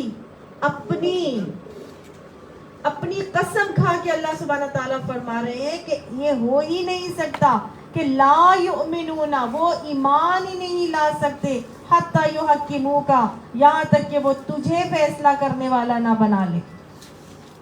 اے نبی یہ ایمان ہی نہیں لا سکتے، یعنی اپنی قسم کھا کے اللہ تعالیٰ فرما رہے ہیں کہ یہ ایمان لانے والے نہیں ہیں جب تک کہ یہ تجھے فیصلہ کرنے والا نہ بنا لے. کس میں؟ فیما شجر بینہم، آپس کے لڑائیوں کے اندر، ثم لا یجدوا فی انفسہم حرجا، اور پھر وہ پائیں اپنے دلوں کے اندر کسی قسم کی کوئی تنگی، مما قضیتا، جو تو فیصلہ کر دے، وَيُسَلِّمُوا تسلیما، اور وہ سر تسلیم خم کر دے.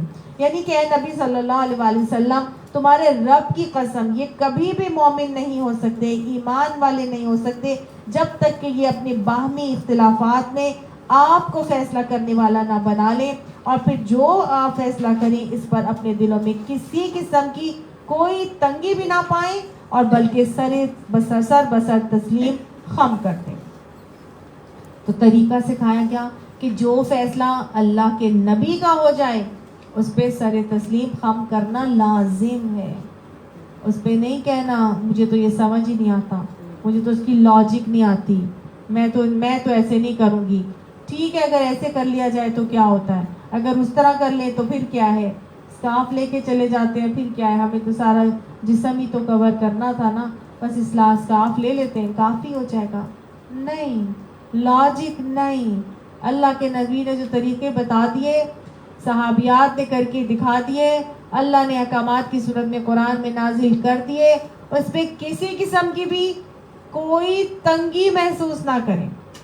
نہیں کرتے تو مانے کہ نہیں کرتے، اللہ نہیں کر رہی مجھے توفیق دے دے، لیکن اللہ کے فیصلے کے اندر تنگی محسوس کرنا میرے سے نہیں ہوتا. آج کے دور میں اس کو امپلیمنٹ نہیں کیا جا سکتا. یہ کمبائنڈ گیدرنگز آج نہیں ہم چھوڑ سکتے.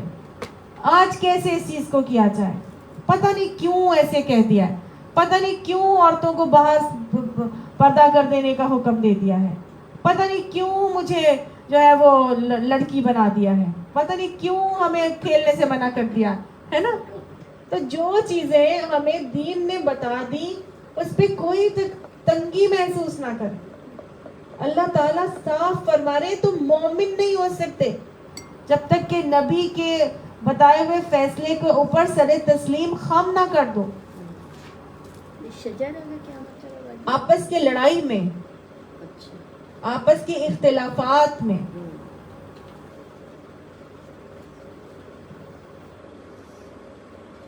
آپ دیکھیے ہم تو بہت نبی, اللہ کے نبی کی محبت کے دعوے بھی کرتے ہیں اور ہم کہتے بھی ہیں کہ ہم اللہ کو بھی مانتے ہیں, اللہ کی مانتے ہیں, اللہ کے نبی کو مانتے ہیں, ان کی سنتوں کو ماننا چاہتے ہیں.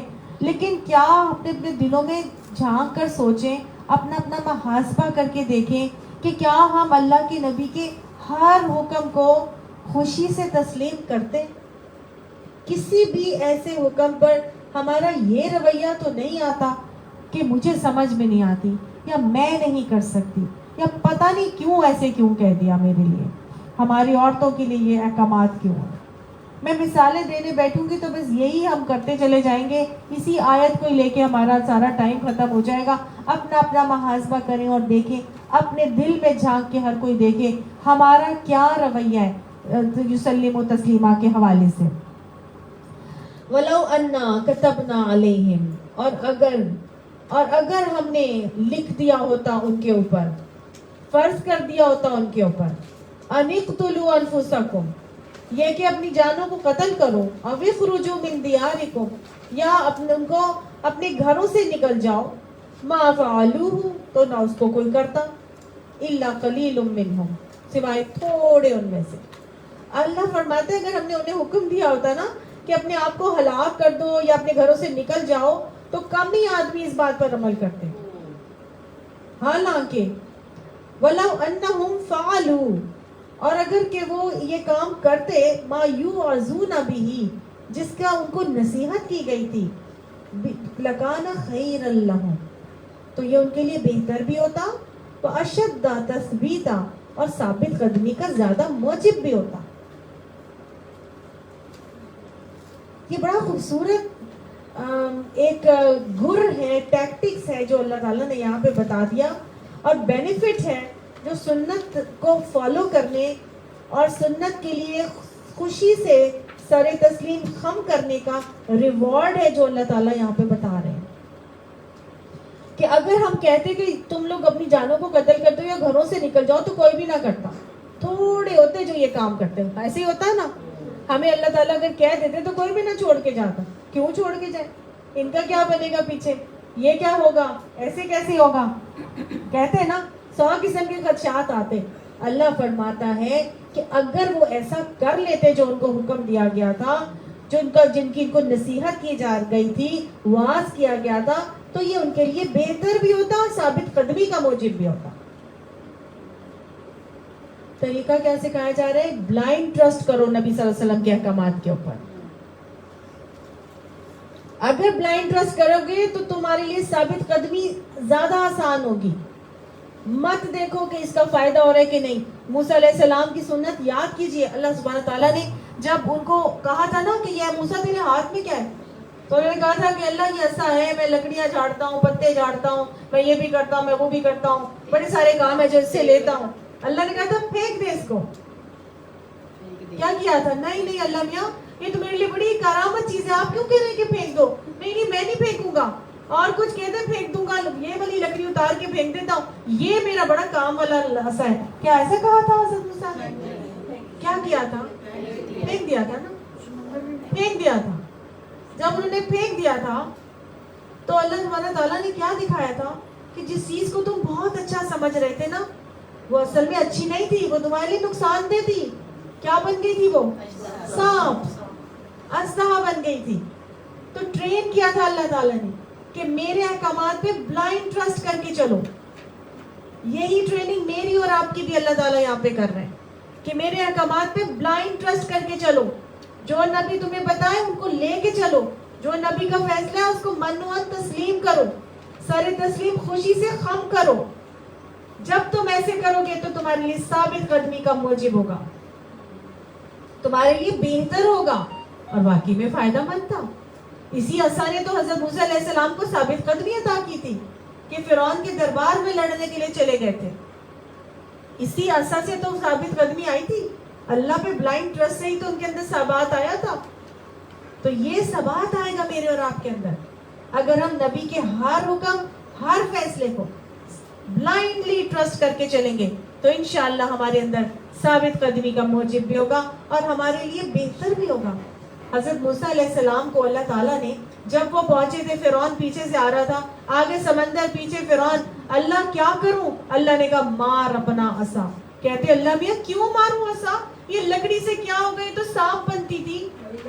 اب یہ لکڑی ڈوب جائے گی, اوپر آ جائے گی, گیلی ہو جائے گی. تم کوئی ہیلی کاپٹر لاؤ, کوئی پلین لاؤ, کوئی اور چیز لاؤ, گھوڑا تشتری آئے, میرا پورا قافلہ اس میں بیٹھے اور ہم نکل جائیں یہاں سے, دوسری دنیاؤں میں پہنچ جائیں. کچھ کہہ سکتے تھے نا. اللہ نے کیا کہا تھا؟ مار اپنا عصا. illogical یہ بظاہر illogical, لیکن اللہ کی بات پر ٹرسٹ کیا, اللہ کے حکم کی اطاعت کی, بلائنڈ ٹرسٹ کر کے, اور ایسی ثابت قدمی آئی کہ وہ دریا پھٹ گیا, سمندر پھٹ کے 2 حصوں میں تقسیم, پورے کا پورا جو ہے وہ راستہ بن گیا. اب راستہ بن گیا, پورا کا پورا قافلہ کراس کر گیا. اب کھل جا سمسم ہوا تھا تو بند ہو جا سمسم بھی ہو سکتا تھا نا. اب گئے تھے پیچھے فرعون کا لشکر آ گیا, راستے میں اندر ہے, درمیان میں پہنچ چکا ہے, سمندر کے اندر راستے میں سے گزر رہا ہے. اللہ میں مار کے بند کر دوں؟ اللہ نے کہا نہیں, تو چھوڑ دے ایسے ہی. بظاہر illogical بات تھی کہ اللہ میاں کیوں چھوڑ دوں, اس کو بند کر دیتا ہوں نا تاکہ یہ گزر نہ سکے. اللہ نے کہا چھوڑ دے اس کو, کچھ کرنے کی ضرورت نہیں.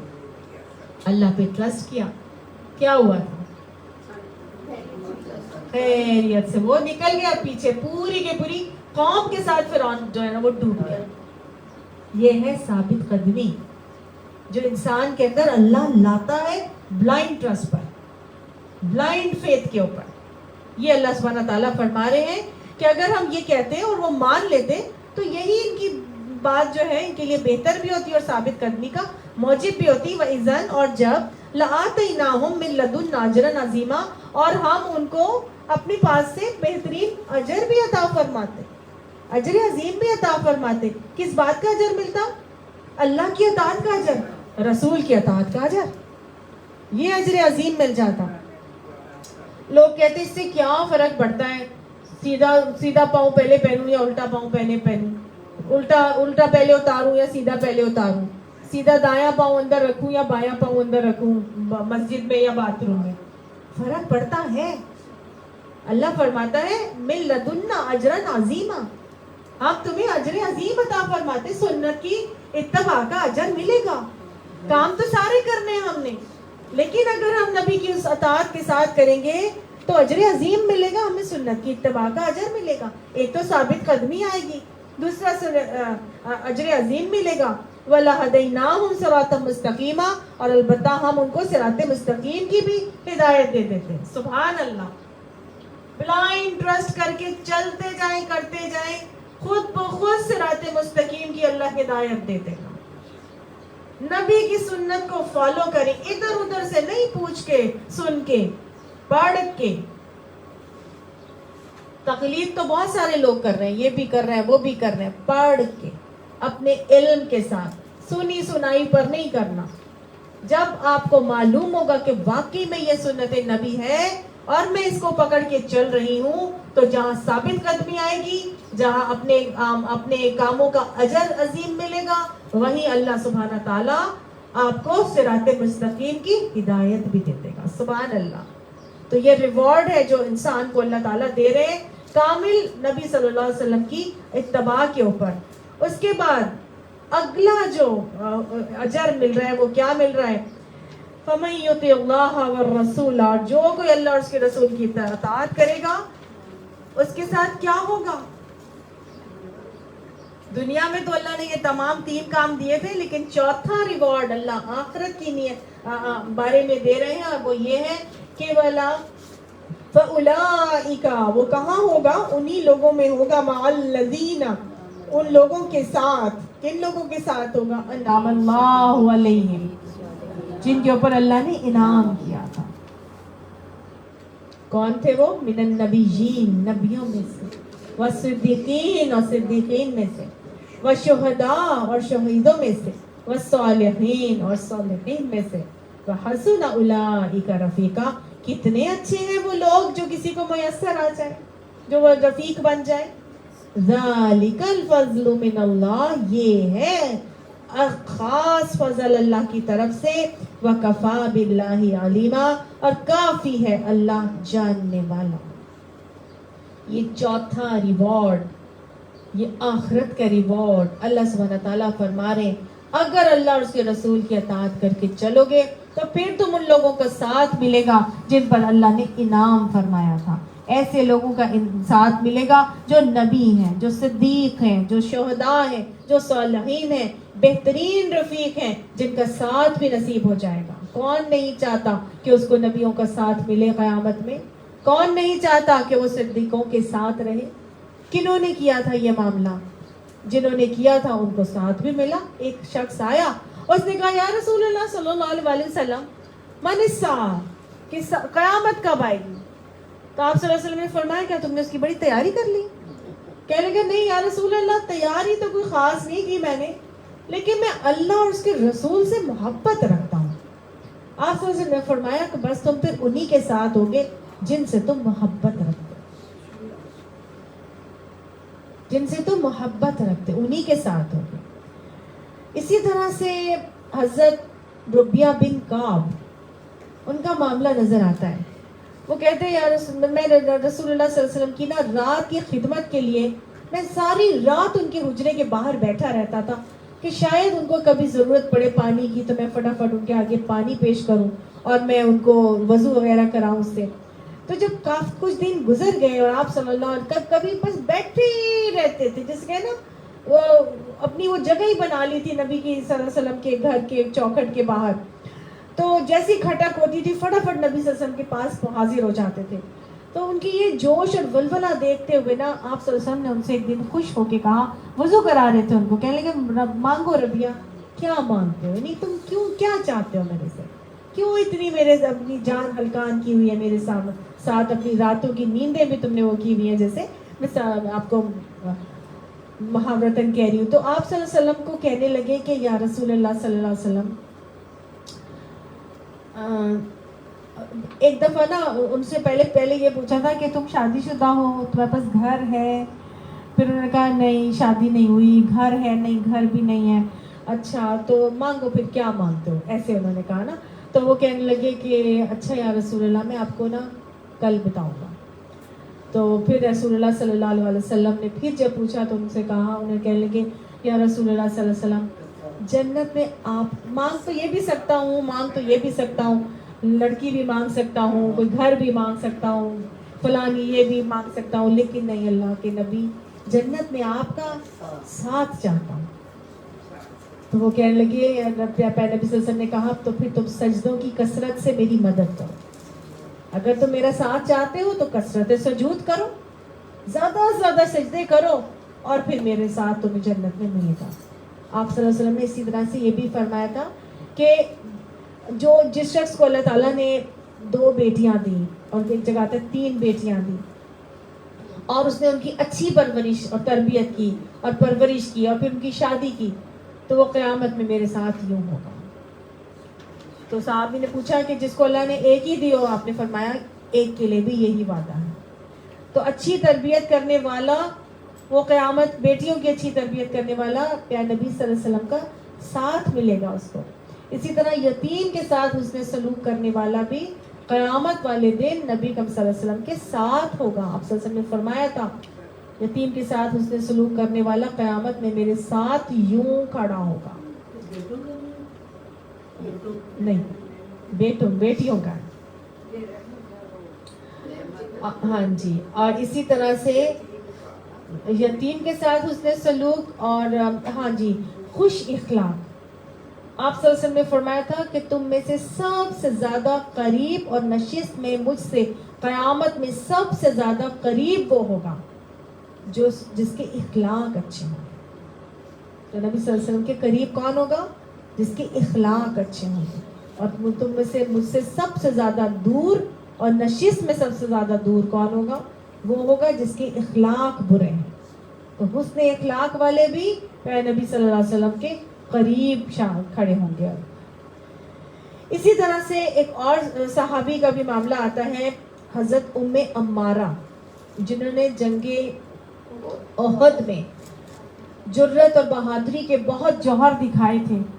जब नबी कम सल्लल्लाहु अलैहि वसल्लम उनके पास गए, जब जख्मियों की मरहम पट्टी हो रही थी, तो उनको पास जाके कहने लगे कि जंगे ओहद तो यौमे अम्मारा था, मैं दाएं देखता था तो उम्मे अम्मारा थी, मैं बाएं देखता तो उम्मे अम्मारा थी, आगे देखता था तो उम्मे अम्मारा थी, पीछे देखता था तो उम्मे अम्मारा थी। उम्मे अम्मारा तमाम लोगों पर सबकत ले गई, मांगो उम्मे अम्मारा क्या मांगती है? तो उम्मे अम्मारा ने क्या मांगा था? या रसूलुल्लाह सल्लल्लाहु अलैहि वसल्लम, मैं अपने और अपने अहले खाना का साथ जन्नत में आपके साथ मांगती हूँ। सुभान अल्लाह, कितनी समझदार थी। आप सल्लल्लाहु अलैहि वसल्लम ने उनके लिए दुआ फरमाई। सुभान अल्लाह। तो तुम जिसके साथ मोहब्बत करते हो फिर उसको तुम उन्हीं के साथ होगे। आप सल्लल्लाहु अलैहि वसल्लम ने फरमाया था तुम जिनसे मोहब्बत करते हो तुम क़यामत में उन्हीं के साथ होगे। तो ये उन्होंने मोहब्बत का सबूत दिया था कि जब उन्होंने देखा कि दीन उजड़ रहा है, दीन का गुलिस्तान उजड़ रहा है, नबी सल्लल्लाहु अलैहि वसल्लम गैर महफूज है, फौरन हिफाजत करने को आगे बढ़ी थी ना। मोहब्बत के लिए सिर्फ दावे नहीं करने हमने, मोहब्बत के लिए अताअत शर्त है, अताअत के लिए इत्तिबा लाजिम और मलजूम है, और अपने अमल से साबित करके दिखाना है कि आप वाकई उनसे मोहब्बत करते हैं। सिर्फ ज़बानी दावे करना, रैलियां निकालना, नातिया मुशायरे करना और महफिल मुनक़िद करना, मिलाद मुकर्रर करना और मुख्तलिफ इस किस्म के मामलात करना, सीरत कॉन्फ्रेंसेस मुनक़िद करने से मोहब्बत के दावे साबित नहीं होते, अमल से साबित करना पड़ेगा।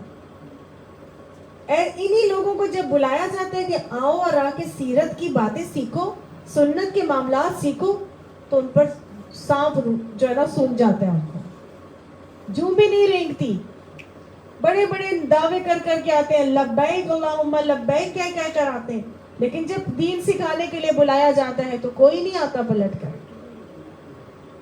ये मोहब्बत का अंदाज और तरीका नहीं है, साबित करना है। तभी नबी सल्लल्लाहु अलैहि वसल्लम ने हजरत उम्मे अम्मारा के लिए दुआ फरमाई थी। उन्होंने अपनी जान और माल और औलाद के साथ नबी सल्लल्लाहु अलैहि वसल्लम की हिफाजत करके दिखाई थी ना। एक सहाबी है हजरत हंजला, उनका मामला आता है, वो तो नबी सल्लल्लाहु अलैहि वसल्लम को देखे बगैर रह ही नहीं सकते थे। तो वो कहते हैं कि या रसूलुल्लाह सल्लल्लाहु अलैहि वसल्लम, जब आपकी महफिल में होता हूँ मैं आपको देखता हूँ, अपनी आंखें ठंडी करता हूँ, घर जाता हूँ तो मैं उदास हो जाता हूँ, और फिर मुझे होता है कि मैं कब आपको देखूंगा, और मैं दौड़ कर आपके पास आ जाता हूँ और आपको देखता हूँ और अपनी आंखों को ठंडी करता हूँ। लेकिन मुझे एक फिक्र होती है, और फिक्र ये होती है कि अगर क़यामत में मैं जन्नत में चला भी गया तो आप तो ऊंची वाली जन्नत में होंगे और मैं तो कोई नीचे वाली जन्नत में होऊंगा, तो मैं आपको देखे बगैर कैसे रहूंगा। ये थी उनकी मोहब्बत के अंदाज, ये थी उनकी मोहब्बत के पैमाने कि नबी को देखे बगैर सुने बगैर वो लोग रह ही नहीं सकते थे। तो नबी सल्लल्लाहु अलैहि वसल्लम ने उनको कहा कि तुम जन्नत में उन्हीं के साथ होगे जिनसे तुम मोहब्बत करते हो। सुभान अल्लाह। उन्होंने भी साबित करके दिखाया था हज़रत हंज़ला ने। इधर जंगे ओहद हुई शुरू, उनकी रस्में उरूसी थी, शादी हुई रात थी, वो पहली रात अपनी बीवी के साथ गए हैं। उधर से आवाज आ गई कि जी आ जाओ, फटाफट निकलो लड़ाई के लिए। बीवी के साथ अपना नापाकी की हालत हो गई थी, गुस्ल नहीं किया था, जाके लड़े और शहीद हो गए, अल्लाह की राह में शहीद हो गए। جب اینڈ ہوا جنگ کا تو نبی صلی اللہ علیہ وسلم نے فرمایا کہ میں دیکھ رہا ہوں کہ حنزلہ کی لاش کو فرشتے غسل دے رہے ہیں اور اس پر سے پانی ٹپک رہا ہے، کیا معاملہ ہے؟ تو لوگوں نے بتایا کہ یا رسول اللہ حنزلہ کی آج وہ تھی عروسی، شب عروسی تھی، شادی ہوئی تھی آج ان کی۔ پھر بیوی کے پاس گئے، بیوی سے آپ صلی اللہ علیہ وسلم نے بات کی تو بیوی نے کیا کہا کہ جی یا رسول اللہ ابھی ہم فارغ ہی ہوئے تھے کہ وہاں سے آواز آئی اور یہ نکل کر چلے گئے اور شہادت نصیب ہو گئی۔ سبحان اللہ۔ پھر انہوں نے اپنا خواب سنایا تھا کہ میں نے یہ خواب دیکھا تھا، پھر یہ خواب تھا مجھے وہ یاد تو نہیں آیا لیکن انہوں نے خواب سنایا تھا کہ میں نے یہ دیکھا تھا کہ حنزلہ شہید ہو جائیں گے۔ سبحان اللہ۔ اللہ کے دین کی حفاظت کے لیے جان بھی لگا دی تھی، جان بھی قربان کر دی تھی۔ یہ ہے وہ انداز اور طریقہ جو ہمارا دین ہم سے مطلوب ہے، کرتا ہے، جو ہم سے تقاضا کرتا ہے۔ حضرت اسید بن حضیر ان کا معاملہ یہ آتا ہے کہ نبی اکرم صلی اللہ علیہ وسلم سے محبت بہت زیادہ کرتے تھے۔ اسید بن حضیر ان کی نا تلاوت بہت حسین اور خوبصورت تھی، اتنی حسین اور خوبصورت تھی کہ ان کے بارے میں ایک واقعہ آتا ہے کہ نا ایک مرتبہ یہ کبھی آتا ہے کہ سورہ بقرہ کی، کبھی آتا ہے سورہ کہف کی تلاوت کر رہے تھے، بہرحال کسی ایک سورت کی تلاوت کر رہے تھے تو پاس ہی نا گھوڑا بندھا تھا اور ایک بچہ ان کا پاس ہی سو رہا تھا۔ اس قدر خوبصورت انداز میں تلاوت کر رہے تھے کہ ان کی تلاوت کی آواز سننے کے لیے، قرات سننے کے لیے فرشتے اوپر سے نیچے اتر آئے۔ جب فرشتے نیچے اتر کے آئے تو نا فرشتوں کو دیکھتے نا جو گھوڑا تھا وہ بدکنے لگتا تھا، تو یہ تلاوت روکتے تھے تو گھوڑا رک جاتا، تلاوت شروع کرتے تو گھوڑا بدکنے لگتا۔ تو ان کو ڈر لگا کہ کہیں ایسا نہ ہو کہ گھوڑے کے بدکنے کی وجہ سے میرے بچے کے اوپر گھوڑا چڑھ جائے، تو رک گئے نا، انہوں نے تلاوت روک دی۔ جب انہوں نے تلاوت روکی تو دیکھا آسمان کی طرف نظر اٹھی تو پوری قندیلیں تھی جیسے ایک فانوس ہوتا ہے، تو وہ آہستہ آہستہ آہستہ وہ فانوس اوپر جاتا گیا اور وہ غائب ہو گیا۔ نبی اکرم صلی اللہ علیہ وسلم کے پاس صبح فجر میں حاضر ہوئے تو اپنے اس واقعے کا ذکر کیا تو آپ صلی اللہ علیہ وسلم نے ان سے کہا کہ اسید وہ فرشتے تھے جو تمہاری تلاوت سن کر اتر آئے تھے، اگر تم اپنی تلاوت نہ روکتے تو وہ ویسے ہی رہتے اور ہم سب خود اپنی آنکھوں سے ان کو دیکھ لیتے ہیں۔ سبحان اللہ۔ تلاوت قرآن کے وقت ان کی کیفیت کا حال دیکھیے کہ وہ کہتے تھے، نبی صلی اللہ علیہ وسلم سے محبت کتنی تھی ان کو۔ وہ فرماتے ہیں کہ جب میں قرآن کی تلاوت کرتا ہوں تو میرا دل ایمان اور یقین کی دولت سے مالا مال ہو جاتا ہے، دل پر نورانی تجلیات کا ورود ہونے لگتا ہے، یعنی دل پر اللہ کے نور کی تجلی نازل ہونے لگتی ہے، اور دل کی کیفیت یہ ہوتی ہے کہ رسول اللہ صلی اللہ علیہ وسلم کا چہرہ اقدس اپنی آنکھوں سے دیکھتا ہوں۔ سبحان اللہ۔ وہ اپنی آنکھوں سے تلاوت کرتے وقت نبی صلی اللہ علیہ وسلم کے چہرے مبارک کو دیکھا کرتے تھے، اتنی محبت تھی ان کو نبی صلی اللہ علیہ وسلم سے کہ ان کا واقعہ آتا ہے کہ ایک مرتبہ یہ جنگ میں کھڑے ہوئے تھے۔ جب جنگ میں کھڑے تھے تو جیسے اپنی لائنیں بناتے ہیں نا، تو نبی صلی اللہ علیہ وسلم نہیں، جنگ میں نہیں ابھی کھڑے تھے، مسجد میں بیٹھے ہوئے تھے، تو مسجد میں بیٹھے ہوئے تھے اور نبی صلی اللہ علیہ وسلم آئے اور آ کے ان کی نا بغل کے نیچے سے چھوٹی سی چٹکی کاٹ لی، تو فوراً سے کہنے لگے یا رسول اللہ صلی اللہ علیہ وسلم آپ نے مجھے چٹکی کاٹی ہے تو مجھے تکلیف ہوئی ہے، اب آپ کو قصاص دینا پڑے گا، تو آپ قصاص دیں۔ تو نبی صلی اللہ علیہ وسلم نے کہا چلو تم بھی مجھے چٹکی کاٹ لو۔ نہیں یا رسول اللہ صلی اللہ علیہ وسلم یہ تو بات صحیح نہ ہوئی، آپ کے جسم پر تو کرتا ہے اور میرا تو جسم ننگا تھا، تو میں تو یہ تو بات نہیں نہ پھر ہوئی۔ تو آپ صلی اللہ علیہ وسلم نے کہا چلو ٹھیک ہے، آپ صلی اللہ علیہ وسلم نے اپنا کرتا اتار دیا کہ چلو اب آ کے مجھے چٹکی کاٹ لو۔ وہ کہتے ہیں کہ میں وفور جذبات سے نبی صلی اللہ علیہ وسلم کی جسم اقدس سے چمٹ گیا اور چومنا شروع کر دیا۔ تو آپ صلی اللہ علیہ وسلم ایک دم سے پریشان ہو گئے، کہنے لگے کہ کیا ہوا اسید، یہ کیا؟ تو وہ کہنے لگے کہ یا رسول اللہ صلی اللہ علیہ وسلم جب سے اسلام قبول کیا تھا شدید خواہش تھی کہ آپ کے جسم اقدس کو کسی طرح سے چوموں۔ हमें जो बच्चे अच्छे लगते हैं दिल करता है ना कि उनको चूमे। ये है मोहब्बत, ये है मोहब्बत का अंदाज और तरीका कि नबी सल्लल्लाहु अलैहि वसल्लम से अपनी मोहब्बत का बाकायदा इजहार किया जा रहा है। एक तो ये उनका मामला, और दूसरा एक और सहाबी है साबित बिन कैस, उनकी जब आंख फट गई थी ना जंग ओहद में, तो वो आए नबी सल्लल्लाहु अलैहि वसल्लम के पास, एक आंख बाहर उबली हुई थी और एक आंख से नजर आ रहा था। तो नबी सल्लल्लाहु अलैहि वसल्लम के पास आए और आके कहा, या रसूल अल्लाह, ये देखिए मेरी आंख का हाल। तो आप सल्लल्लाहु अलैहि वसल्लम ने कहा, अगर इस पर सब्र करोगे तो मैं तुम्हारे लिए दुआ करूंगा। तो आप सल्लल्लाहु अलैहि वसल्लम ने, और अगर कहते हो तो मैं इसको ठीक कर देता हूँ। तो कहने लगे, नहीं, मेरी बीवी जो है ना वो मुझे हसीन देखना चाहती है, तो आप ना मेरे आंखों को जो है ना सही कर दें। आप सल्लल्लाहु अलैहि वसल्लम ने उनके हाथ से ना उनका जो आंख का बॉल होता है वो अंदर किया, उनकी आंख अपनी जगह पे लग गई, और वो आंख कहते हैं कि हाँ इतनी खूबसूरत थी, पहले से ज़्यादा हसीन हो गई वो आंख।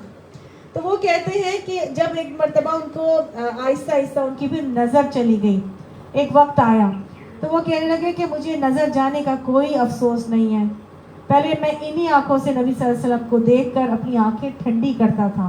अब नबी सल्लल्लाहु अलैहि वसल्लम नहीं रहे, खा मेरी नज़र रहे या जाए, अब मुझे कोई फ़र्क नहीं पड़ता।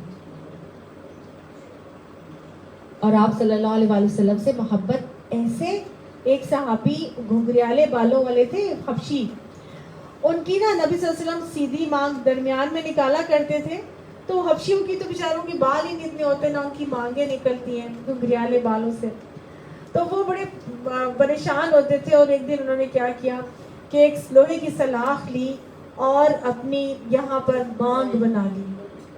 साहबा ने कहा, ये क्या किया आपने? कहने लगे, कोई बात नहीं, ये जख्म तो भर जाएगा, लेकिन कम से कम मेरे नबी की मुशाबहत तो मेरे अंदर आ गई। ये है मोहब्बत, और ये क्या है? अताअत। और अताअत के लिए इत्तबा, और इत्तबा में मुशाबहत लाना जरूरी है, कदमों पे कदम रख के चलना है, ना कम ना ज्यादा। हज़रत अब्दुल्ला बिन उमर एक मरतबा नबी सल्लल्लाहु अलैहि वसल्लम दुनिया से तशरीफ ले गए थे, मक्का से मदीना का कुछ सफर था, उसमें एक जगह पे बैठे जाके ना, रास्ते में एक जगह जाके ना ऐसे बैठ गए जैसे कज़ाए हाजत के लिए बैठते हैं। तो लोगों ने कहा कि ये क्या? अच्छा, तो कज़ाए हाजत नहीं की, कुछ भी नहीं किया। तो वो कहने लगे, ये क्या किया आपने, मतलब इतनी, थोड़ा सा टाइम भी हमारा वो हुआ। उन्होंने कहा कि मैंने एक मरतबा नबी सल्लल्लाहु अलैहि वसल्लम के साथ ट्रैवलिंग की थी, और इस रास्ते से हम गुजरे थे, और इस जगह पर नबी सल्लल्लाहु अलैहि वसल्लम, हमारे प्यारे नबी, क़ज़ाए हाजत के लिए बैठे थे। तो मैंने कहा मैं उनकी सुन्नत को पूरा कर दूं। सुभान अल्लाह, ये तरीका है कि नबी की सुन्नत को पूरा करने के लिए। इसी तरह मुख्तलिफ और लोगों के मामलात भी नज़र आते हैं कि नबी सल्लल्लाहु अलैहि वसल्लम के जो पसीने की खुशबू कहते थे कि गुलाबों के जैसी थी। तो एक थे मौलाना साहब, उन्होंने अपने मदरसा तामीर किया, तो उन्होंने ये नहीं कहा कि फलां फूल लगवाओ, फलां फूल लगवाओ, डिफरेंट किस्म के फूल लगवाए जा सकते थे, वो सिर्फ और सिर्फ गुलाबों के लिए ही इंसिस्ट करते रहे। तो किसी ने कहा, आप गुलाबों के लिए क्यों इंसिस्ट कर रहे हैं? तो ये इसलिए कि नबी सल्लल्लाहु अलैहि वसल्लम के पसीने की खुशबू गुलाबों की तरह होती थी, तो जब भी गुलाबों की खुशबू आएगी तो मुझे मेरे नबी याद आएंगे। सुभान अल्लाह। इसी तरह एक और मदरसा तामीर किया गया, तो वहाँ पर कीकर का दरख्त लगाने का हुक्म दिया। तो लोगों ने कहा कि और कीकर का दरख्त तो एम ही सा होता है, उसमें ना कोई फूल होते हैं, ना फल होता है, ना कोई खूबसूरती होती है इतनी ज़्यादा, तो आप दूसरा दरख्त भी लगवा सकते हैं। तो उन्होंने आगे से कहा कि नहीं, बैते रिजवान कीकर के दरख्त के नीचे हुई थी, तो जब ये कीकर का दरख्त यहाँ पर होगा तो हमें बैते रिजवान को याद कराता रहेगा। सुभान अल्लाह। ये है वो अंदाज और तरीक़े जो मुझे और आपको अपनाने हैं कि किसी तरह नबी की मुशाबहत कहीं से तो आ जाए। एक शख्स थे, उन्होंने उनके ऊपर गवर्नमेंट ने कोई ना कोई फैसला नाफिज करना था, शायद उनको उम्र कैद या उनको कत्ल का फैसला कर दिया जाता, उनको ख़त्म करने का। तो उन्होंने क्या किया, वो ना रुपोश हो गए, 3 दिन रुपोश रहे और 3 दिन रुपोश होकर वापस आ गए। तो लोगों ने कहा कि क्या हुआ, आप कहाँ चले गए थे? 3 दिन रुपोश हो गए, डर गए थे कि आपको कहीं डेथ सेंटेंस ना सुना दिया जाए। वो कहने लगे, नहीं, मैंने अपने नबी की सुन्नत को पूरा किया है। वो जो 3 दिन उन्होंने गारे हिरा में बसर किए थे ना छुप कर, تو میں نے بھی وہی نبی کی سنت کو پورا کیا ہے اور اب میں آ گیا ہوں. اب چاہے حکومت میرے ساتھ جو مرضی کرنا چاہتی ہے کر لے. مرنے سے پہلے تک بھی سنت کو پورا کرنے کا شوق ہے کہ میں کسی طرح نبی کی سنت کو پورا کر لوں, میرے سے چھوٹ نہ جائے. نبی کی سنت میں, اعمال میں اس قدر جب آپ اللہ کے نبی کو کاپی کریں گے, فالو کریں گے, ان کی اتباع کریں گے تو کیا ہوگا؟ ان کنتم تحبون اللہ فاتبعونی یحببکم اللہ.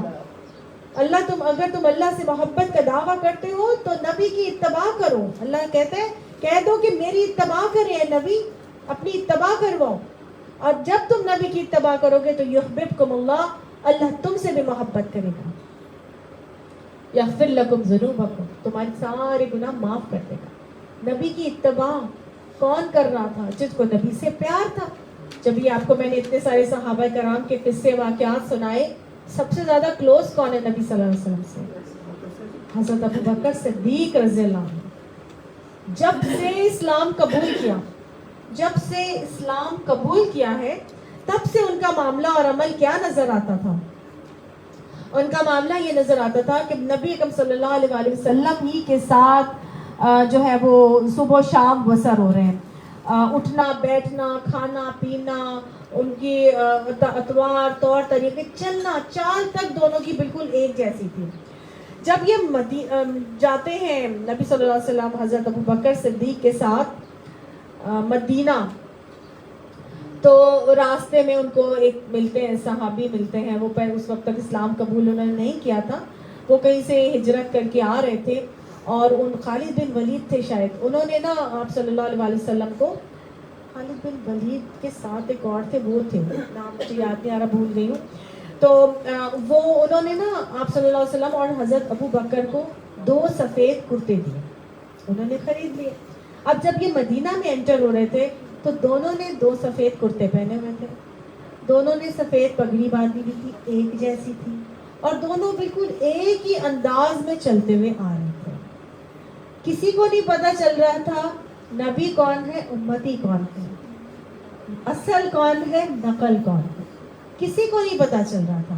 حتیٰ کہ سب دونوں چلتے چلتے آ گئے اور آگے سب لوگوں نے حضرت ابو بکر صدیق کو سمجھا کہ یہ نبی ہیں, اور سب ان کو سلام کرتے رہے. یہ ہر ایک کو سلام کا جواب بھی دیتے رہے. انہوں نے کہا کہ اس نیت سے کہ نبی صلی اللہ علیہ وسلم تھوڑا آرام کر لیں گے, تو نبی صلی اللہ علیہ وسلم وہیں پر لیٹ گئے, یہ سب سے ملتے رہے. بیچ میں کیا ہوا کہ سورج آیا, اتنا اوپر ہو گیا کہ نبی صلی اللہ علیہ وسلم کو دھوپ آنے لگی. تو حضرت ابو بکر اٹھے اور اٹھنے کے بعد انہوں نے چادر لگائی ایسے کہ نبی صلی اللہ علیہ وسلم کے اوپر چھت کر دی, چھاؤں ہو گئی. اب لوگوں کو پتا چلا کہ اصل نبی تو وہ تھے, یہ تو ان کے صحابی تھے. اتنی مشابہت تھی, اتنی مشابہت تھی. تو جب ہم اللہ کے نبی کی اطاعت اور اتباع کریں گے تو یحببکم اللہ اسی لیے ہوگا کیونکہ اللہ کے نبی بھی تو محبوب خدا ہے نا, تو اللہ ہمیں اپنا بھی حبیب بنا لے گا. اللہ کے نبی فرماتے ہیں من تشبہ بقوم فہو منہم, جو کسی قوم کی مشابہت کرے گا وہ انہی میں سے ہوگا. ہم مشابہت کرتے ہیں غیروں کی, سوچ لیجئے پھر ہم کس کے ساتھ اٹھائے جائیں گے. ہم مشابہت کرتے ہیں انڈینز کی, انڈین ایکٹرز کی, اسی طرح بال بنواتے ہیں, اسی طرح ڈریسز بنواتے ہیں, اسی طرح بدھ و باش, صبح و شام, کھانا پینا, اطوار طور طریقے, سارے رسم و رواج, تمام چیزیں ہماری ویسے ہی ہوں گی. تو پھر ہم جن کی طرح ہوں گی ہم انہی کی طرح اٹھائے جائیں گے. اپنا اپنا محاسبہ کرنا ہے, ہم کن کی طرح بن رہے ہیں اور ہم کن کی طرح اٹھائے جانا چاہتے ہیں. جو جس طرح ہوگا وہ اسی کے ساتھ اٹھایا جائے گا. کن کی بیویوں کا کرتے ہی تھے, ہاں جی کرتے ہی تھے, جیسے جبے ہوتے ہیں نا, کرتے ہی تھے. مرد کرتے اتنے پہنتے تھے یہاں تک کہ, اور عورتیں پورے جیسے ہمارے ابائی ہوتے ہیں عربی, ہاں جی وہی تھا ان کا لباس, آج تک وہی ہے. اب تو خیر انہوں نے اسکرٹس اور سب کچھ ہی شروع کر دیا, لیکن ان کا یہی تھا. ہاں جی, لانگ ڈریسز تھے.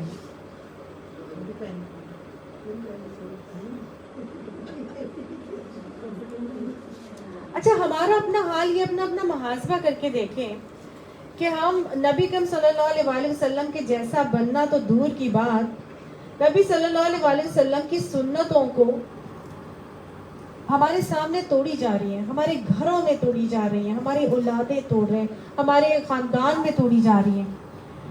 ایک ہمارا حال بالکل ویسے ہو گیا ہے, تھوڑی سی چیزیں آتی ہیں گھر میں لے کر آتے ہیں, خراب کر دے بچہ یا ملازم توڑ دے تو اٹھا کے تھپڑ جڑ دیتے ہیں. اس اتنی کیا کہتے ہیں سستی سی چیز کو توڑنا میں ہمیں تکلیف ہوتی ہے, اس سستی سی چیز کا توڑنا ہم سے برداشت نہیں ہوتا. وہ 50 روپے کا گلاس جو اب 250 روپے کا ہو گیا ہے, وہ 250 روپے کا شیشے کا گلاس اگر توڑ دے ملازمہ بچہ تو اٹھا کے تھپڑ جڑتے ہیں. اور وہ جو سنتیں نبی کی دن رات توڑی جا رہی ہوتی ہیں اس سے ہمیں فرق ہی کوئی نہیں پڑتا. ہم خاموش رہتے, ماتھے پہ بل بھی نہیں آتا. نمازوں میں کیا ہمارے حالات ہیں, ہمارے گھروں میں کیا حالات ہیں, ہمارے روز و شب کس طرح سے گزر رہے ہیں, ہمیں کوئی فرق پڑتا ہے؟ ہمارے ماتھے پہ اس کے بارے میں کوئی بل آتا ہے؟ پیچھے ابھی پڑھا ہے نا ہم نے کہ تم مومن نہیں ہو سکتے جب تک کہ تم اپنے آپس کے معاملات میں فیصلہ کرنے والا نبی کو نہیں بنا لیتے. النبی کی بعثت کا مقصد یہ تھا کہ الا لیطاع باذن اللہ, کہ اس کی اطاعت کی جائے. تو ہم دعوے تو بہت کرتے ہو کہ ہم نبی کی بہت اطاعت کرتے ہیں, اطاعت کا دم بھی بھرتے ہو, لیکن جب سنتیں ٹوٹتی ہیں تو ہمیں تکلیف نہیں ہوتی. اللہ ہمیں یہ حس عطا فرما کہ ہمیں تکلیف ہو اگر سنت پہ عمل نہیں ہو رہا ہو, سنتیں توڑی جا رہی ہوں. آج کیا ہوتا ہے, جو سنتوں کو توڑ رہا ہوتا ہے اس سے سب شادی کرنے کے لیے تیار ہوتے ہیں, اور جو سنتوں کو اپنا رہا ہوتا ہے اس سے کہتی ہیں لڑکیاں اگر داڑھی ہوگی تو میں نے شادی نہیں کرنی. اور وہ ایک لڑکا مولانا صاحب کے پاس گیا اور کہتا ہے کہ مولانا صاحب داڑھی تو رکھی ہوئی ہے لیکن جس سے میری شادی ہونی ہے وہ کہتی ہے اگر یہ داڑھی رکھو گی تو میں نے شادی نہیں کرنی. تو میں یہ شاہ صاف کر دوں. سن رہے ہیں آپ بات؟ وہ کیا کہہ رہے ہیں کہ اب وہ میری بیوی جو ہونے والی ہے وہ کہہ رہی ہے کہ اگر یہ داڑھی رکھو گے تو پھر میں نے شادی نہیں کرنی, تو میں یہ صاف کر دوں. وہ بیوی کے کہنے پر نبی کی سنت کو توڑنے کے لیے تیار ہو گیا. آج ہم بھی اپنے پیاروں کے کہنے پر نبی کی سنتوں کو توڑنے کے لیے تیار بھی ہوتے ہیں اور بڑے دھڑلے سے توڑتے بھی ہیں.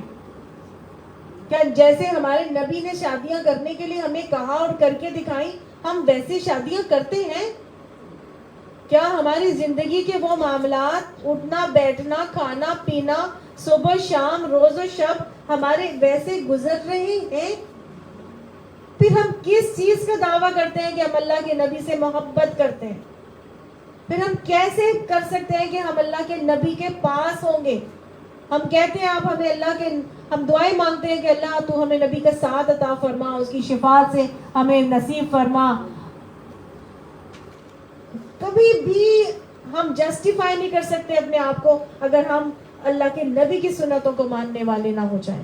یاد رکھیے گا, میں اور آپ وہ لوگ ہیں جن کے لیے پیارے نبی صلی اللہ علیہ وسلم ایک مرتبہ دعا کر رہے تھے کہ اللہ مجھے میرے احبا سے جلدی ملا دے, اللہ مجھے میرے احبا سے جلدی ملا دے.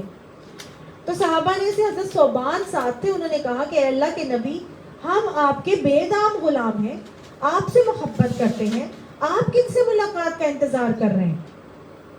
آپ کن سے ملاقات کا انتظار کر رہے ہیں جو آپ کے احبا ہیں, آپ سے محبت کرنے والے ہیں؟ تو آپ نے فرمایا کہ صوبان, تمہاری محبت اور واقعتاً قابل قدر ہے. تم نے تو مجھے دیکھا, تم نے قرآن اترتے دیکھا, تم نے جبرائیل کو دیکھا, تمہاری یہ باتیں قابل قدر ہیں.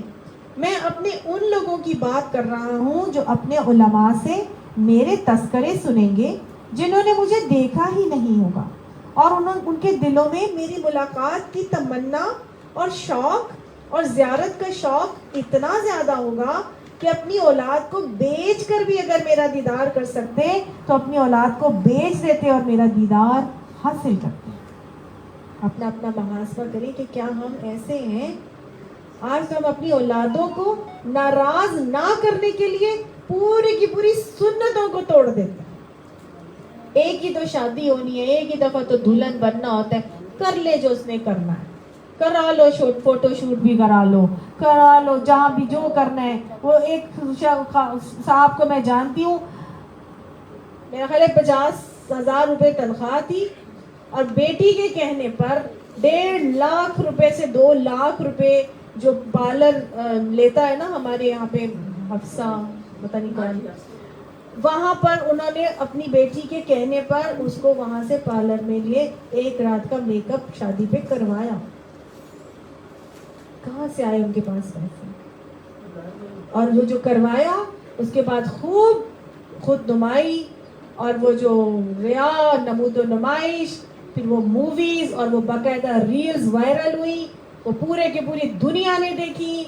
वो बाप और बेटी का प्यार और फलाना और ढिमकाना और जो भी चल रहे सारे लल्ले तलल्ले हम सब के, ये सब जो है ना, ये सब क्या है? लग़वियात। ये सब क्या है? रिया और नमूदो नुमाइश। ये सब क्या है? सुन्नतों को पामाल किया जाना। अल्लाह हमें सुन्नतों को जानने का शौक अता फरमाए, सुन्नतों को पर अमल करना नसीब फरमाए। अल्लाह ताला सुन्नतों पर साबित कदमी अता फरमाए और अल्लाह ताला हमारी औलादों को भी सुन्नतों को जारी करने वाला बनाए। अल्लाह सुब्हाना ताला न हमें मोहब्बत अता फरमाए,